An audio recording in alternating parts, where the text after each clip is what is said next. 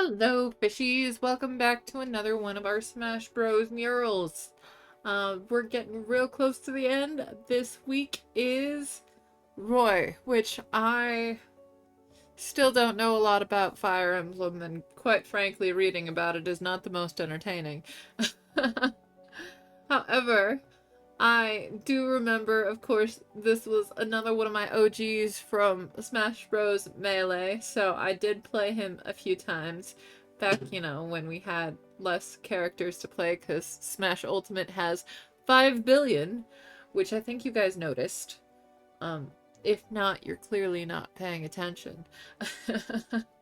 I still have a coworker who swears that Piranha Plant doesn't exist in Smash Ultimate, which I still find very funny. But anyways, I know Roy and Marth kind of echo each other.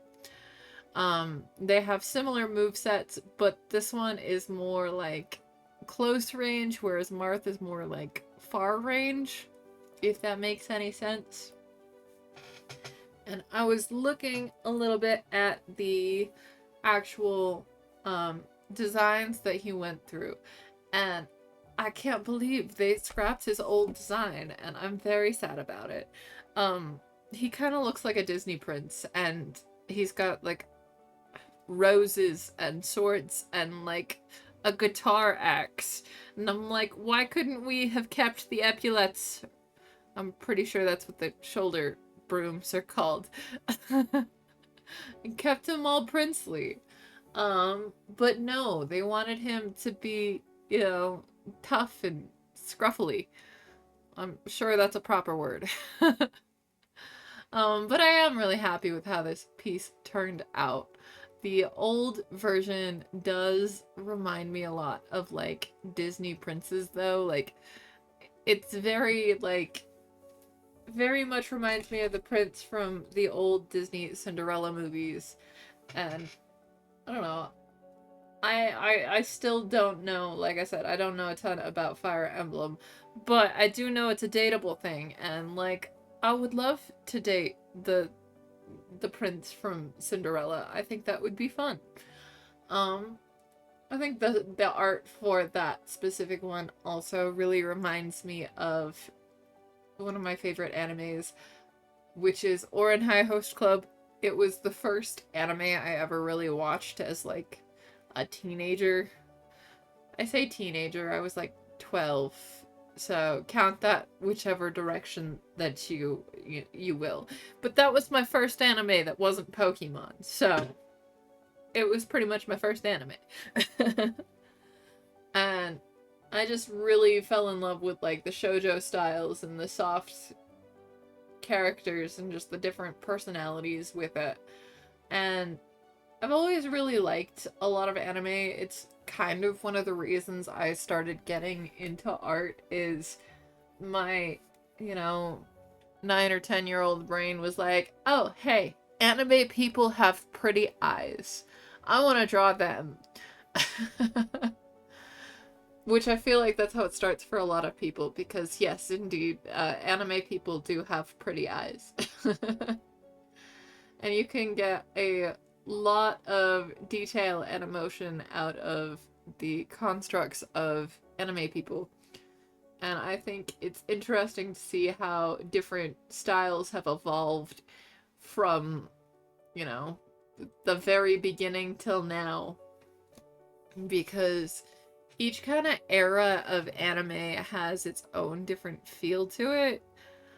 I'm really partial to like the early 2000s like style because I started getting into it about that time.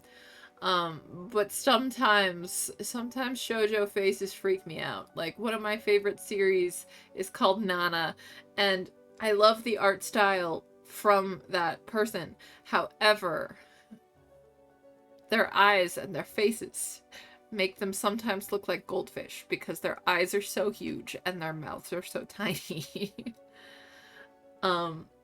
But I also just appreciate the different, influences that animes have taken from. There's a lot of different cultures that you can see in various animes, and like they really pull from real world things.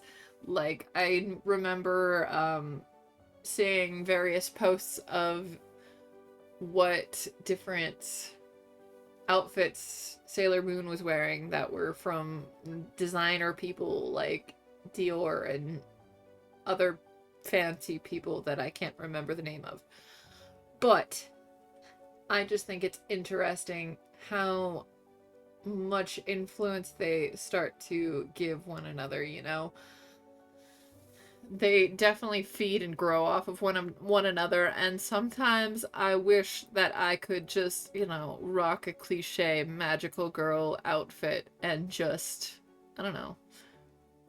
I mean, there are subcategories of dressing that are very much that like frilly Lolita sort of vibe, but I don't think I could ever really pull that off. But I do appreciate it. And there's always going to be a part of me that wants to do that. It just kind of reminds me of like the little voice clip that's just like, I don't dress for men, I dress for little girls who were told this isn't a fashion show.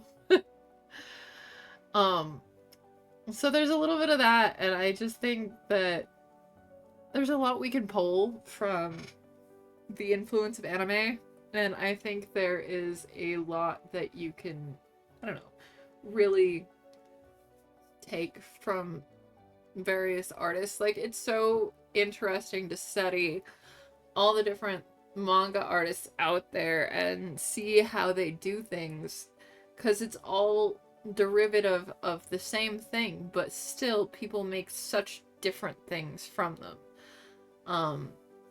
And I've always liked shoujos. I tend to go for like the more expressive eyes and faces,